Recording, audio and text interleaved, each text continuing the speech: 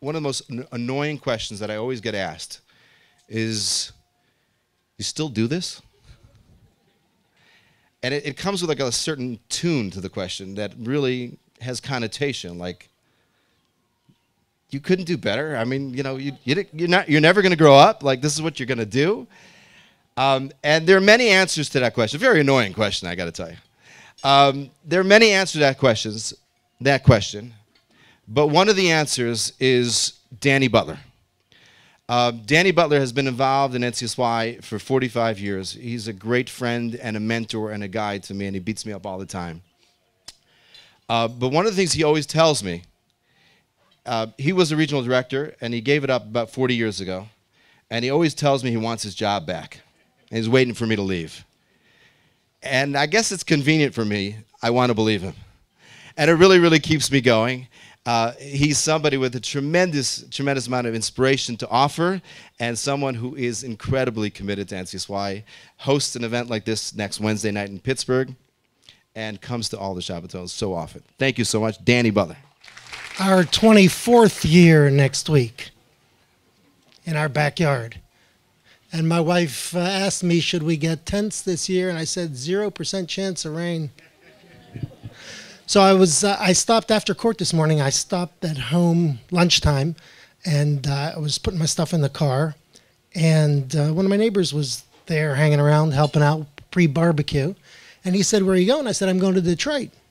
And he said, oh, let me give you shliach mitzvah money. We all know shluchei mitzvah einam nizak, and the custom is you give somebody money, that makes him your shliach, your messenger. He's engaged in a mitzvah, and therefore he's safe. And he hands me a quarter. And I looked at the quarter, I said, big spender. He said, okay, what are you going for? I said, I'm going for NCSY. He said, okay, and he pulled out his checkbook, and he wrote a check to NCSY for $1,000. He ripped it off, he handed it to me. He said, take that to Detroit. He said, if you get there safely, tear it up.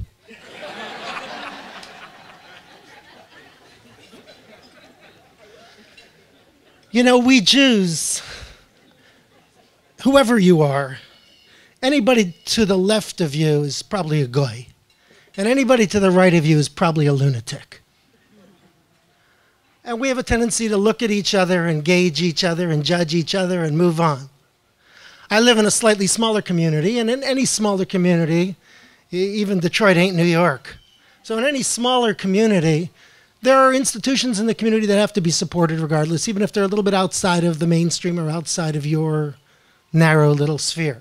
In Pittsburgh, it's not Beth Yehuda, but we have Chabad, and it's one of their biggest cities anywhere. And they have a big dinner for their school, so I go to the dinner.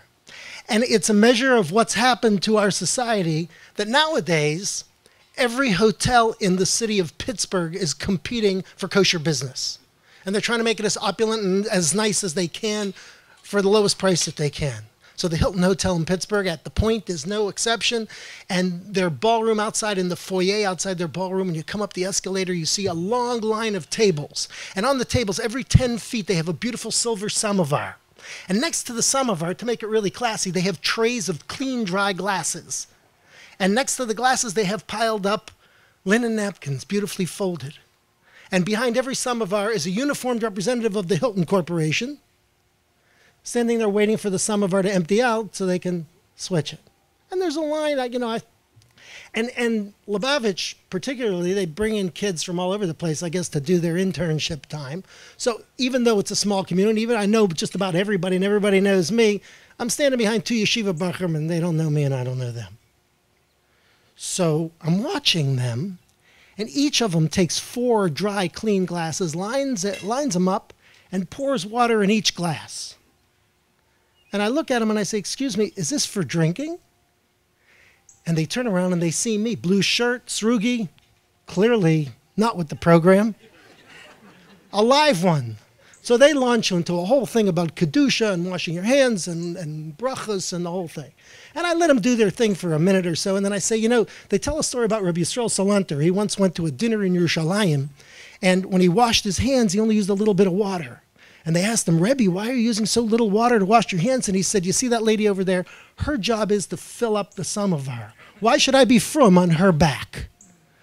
So suddenly I had confronted them with something they didn't expect, and their mouths were slightly open, and they moved out of my way, leaving their glasses all filled there, and let me through. And I washed, and they're watching me, so I'm doing it. Dry my hands carefully, use only one glass, but only touch the dry parts on the glass, 2 on the right, 2 on the left. And I rub my hands together, and then I say, Su'u Yadechem Kodesh, and then I'd make the bracha, and then I'm heading over there about 6 feet away, is one of those bowls filled with pieces of bread. Well, at that moment, Dan Honorado, all 6'4" of him, the Democratic nominee for governor of Pennsylvania, comes up the escalator into the foyer. He looks around at this sea of black hats and black suits, and he doesn't know anybody except me. And like as if I were a life raft, he heads toward me, his hand out, Dan, how are you? Well, I got these 2 yeshiva bachrim watching me carefully, and I haven't touched the bread yet.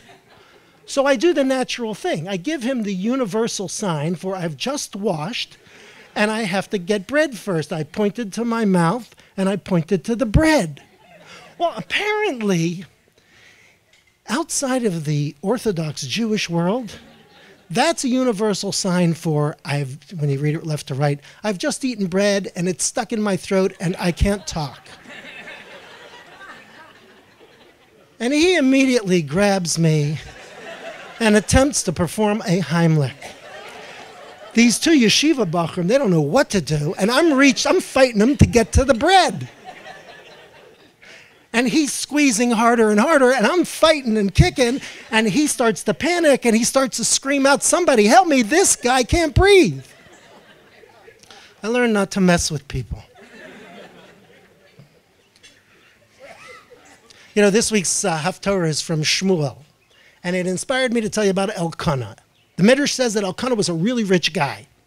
And he lived at a time when there was no Beis HaMikdash. The Mishkan, which the Jews had brought out of the desert, was housed in Shiloh, and there was an obligation for people to come up there 3 times a year, but frankly, they didn't. It wasn't exactly a tourist site, so people didn't go to Shiloh. And Elkanah, this really rich guy, he didn't go just 3 times a year. He used to go 4 times a year, according to the Midrash. He'd bring his whole entourage, and he'd bring musicians, and he'd bring a barbecue, one of those smoker trucks, and the whole thing, and he would make a party of it. And he would take a circuitous route and a different route every year. So he would stop in different towns every year.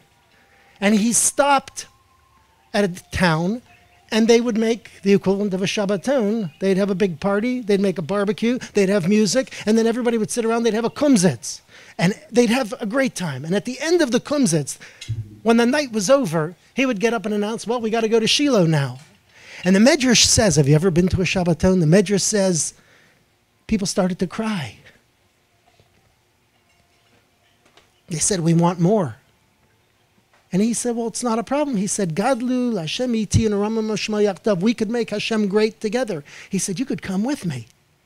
And in that way, by taking a different route every time from his home to Shiloh 4 times a year, the Medrash says that he revived the practice of going to Shiloh until the Beis HaMikdash was actually built. He revived the practice among Jews that was required that they go up 3 times a year. And as a result, the Medrash says he had a son named Shmuel who crowned 2 kings of Israel. Now, I got to tell you, what's it, 22 years, Chayil? 22? I think we're 24. We might be 25. It's dependent on how long Tzali's been in business. Tzali's either 24 or 25, because we started the first year we got Tzali. And Tzali is the guy who takes his entourage and his band, and he goes to places where it's like the circus comes to town. And he makes an incredible experience for these kids, and when it's over, if you've ever been to a Shabbaton, they're crying, and they want to go with him. And they follow him. They follow him to schools, they follow him to yeshivas, they follow him to Israel, they follow him through life. If you've never seen it, you can't appreciate it, but it's magic, and he's been doing it for a long time.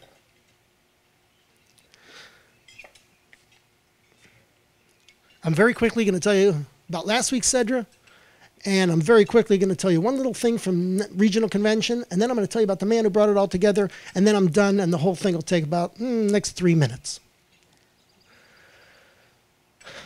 Last week's Sedra we all know with the Meraglim, it kind of bleeds into this week's Sedra where Korach says that Egypt was a land flowing with milk and honey, which was like a slap in the face because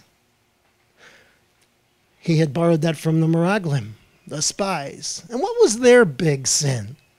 Well, God said, God said, you know what, you want to send spies? Go ahead, send spies. You don't really need them. Like, you got me driving the bus, right? But you want to do it, do it. Just be sure to don't send jerks. Send good people. So they got the best people. 12 people went out, they spied, they came back, they all told the same story. Everybody had the same story. The first 10 came and said, wow, giant grapes. We've all seen the pictures. Land of milk and honey. But there are giants there. We're all going to die.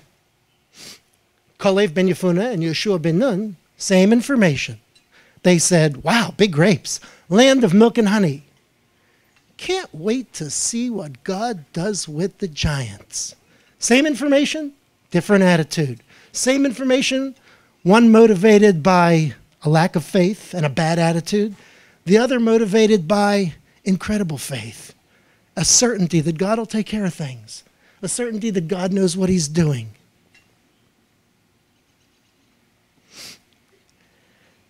That is an essential mitzvah. It's so essential a mitzvah, that attitude thing. I hate to bring it up because my rabbi depressed everybody the other day by giving us, for just a second, when Tisha B'Av is, when Rosh Hashanah is, when Chanukah is, when Pesach is. Nobody in the summertime wants to hear about Pesach. But I can't resist, because Pesach is the definition of not having a bad attitude. You know what the Haggadah says to us? It says, Matzal Shumma. Why do we have this gut clenching, intestine clogging, house cleaning, chametz selling holiday? What's this all about? Al shum shelo hispik b'tzekom shalavosenu lahachmitz. You know why? That whole 18-minute thing, they didn't have time to make bread, so we have to remember they didn't have time to make bread. Seriously? They knew they were going on a trip. What Jew ever got... Today, I knew I was coming to a big barbecue. I got sandwiches. What Jew doesn't make sandwiches to go on a trip? They didn't make sandwiches. You know why? You know why? Because they were so beaten down. They were so troubled. They'd been through so much. They had lost their faith. They didn't believe they were really leaving the week before when Moshe told them we're leaving. And so they lost their faith, and as a result of that, forever, we got to clean the basement to remember that we can't lose our faith, that we can't have a bad attitude. That's the spiritual side that NCSY imparts to kids. And then there's the practical side, and with that, I give you one little thing from this year's regional convention, which sold out what was the name of the hotel? Some hotel in Dublin, Ohio. Sold out a week beforehand. Kids are crammed together. I do not recommend ever sharing a room with Sally Friedman. He gets up very early on Shabbos. It's unnatural. And with all these kids, there's one fixture at every NCSY event that Sally Friedman runs. There's a group from Yachad that comes to the Shabbaton. And at a certain point, the kid from Yachad gives a Dvar Torah. At every meal, usually. Lunch on Shabbos afternoon. A good friend of my son Uri is 32 going on 6. He's autistic, and he's equivalent to about a 6-year-old. And NCSY has, for the 17th or 18th year in a row, by acclamation, designated him the vice president for Smiles. He doesn't know that he's too old to go, so he goes to every Shabbaton. He stands on the stage with his suit and tie. He smiles at everybody. He leads the band. And the amazing thing is those nice, normal, healthy kids come by and say, hey, Uri, how you doing? And they're all happy. And sometimes he even responds to them or somebody who's not there or whatever. So at one point at lunch on Shabbos at the NCSY convention, a girl named Ahuva from Cleveland. I say a girl. She's not. She's a woman. I don't know how old she is. She's probably been coming to Shabbatons for 20 years. She's a Yachad member. She's probably in her 30s. For sure, she's in her mid to late 30s. And she gave a Dvar Torah. Now, I have to tell you, Ahuva comes almost all the time, and she's one of the most vocal of the Yachad kids, So she usually gives the Dvar Torah, and one of the NCSY advisors comes up with her, and they have it written out, and she reads it. And for 5 minutes, right smack in the middle of 350 or so rabid teenagers, on a Shabbos with no microphone, there is absolute silence, which is great, but there's another aspect to it. I've been listening to her for 20 years. I have no idea what she's saying. And I'll bet you she's making the same Dvar Torah every time. And nobody knows or cares. Just the respect that those kids show that girl who's in her that woman who's in her 30s, who comes to give a Dvar Torah at the NCSY Shabbaton, that menschlichkeit, that's as important as any Torah or any faith or anything. And frankly, you can't have one without the other, but if you have menschlichkeit, you could probably get Torah. But if you only have Torah, you're going to have a hard time finding menschlichkeit. And that is the message that NCSY imparts. And I have to tell you, if you had asked me 5 years ago, do you remember the Sherazins? I was the regional director of NCSY in the early 70s. I remember there was Bruce and there was Howard. I remember Howard was the older one. Bruce was the younger one. Bruce probably graduated 73 or 74. So Howard probably graduated 72, 71. And that's all I remember. Would I have recognized them if I saw them? Maybe not. But at the regional convention before last, it was in Ypsilanti at the Marriott, Howard Sherazin came. And I hadn't seen him in a long time, and we bonded and connected and sat and talked.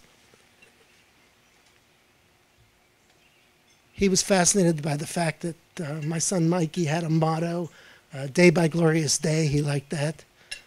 I was fascinated that he had a motto by which he lived his life, too blessed to be stressed. Is that right? And it was fascinating to spend hours talking to somebody who unblinkingly stared into the abyss with no pretensions, with no confusion, with a decency and a menschlichkeit that was clearly part of his life. He had melded the two things in together. The decency that is so much, that menschlichkeit that has 300 plus kids sitting and listening to some girl they can't understand. And the faith that makes somebody accept and believe and carry on. And that's everything that NCSY could ever impart. And I asked them at one point, why? What are you doing here? Strange, because I've been doing it for 45 years, and plenty of people ask me, what are you doing here? But it seemed to me, and he didn't articulate this, but it seemed to me that he had come back to see if it was everything that he remembered. And based on what he said it was, there's a magic there that is imparted, that is so much a part of who we are, the kind of people who care about each other, who care what God thinks of us, who care what we think of each other, and who in times of trouble are there for each other with a hand out regardless, with no questions asked. That's the message of NCSY. Ask me who our typical NCSYer is. What is the goal that we want NCSY to meet? What do we want it to look like? We want those kids to look like Howard Sherazin. We want them to be decent, God-fearing, good people who have a purpose in their lives, sometimes fulfilled a little earlier, sometimes not, but who stand as a beacon for other people, for their contemporaries, and for the kids who look up to somebody and say, well, yeah, like that. Not somebody who became the president, not somebody who was an astronaut, somebody who was a mensch and lived his life decently, in a Jewish way, with concern for others, and with faith in God. Can't ask for more. And that is what NCSY is all about. I guess if you've come here tonight, we're all partners, because everybody who wrote a check is a partner in this incredible endeavor for which there is no parallel in our world. And I'm proud to be one of your partners. Thank you very, very much, Danny. And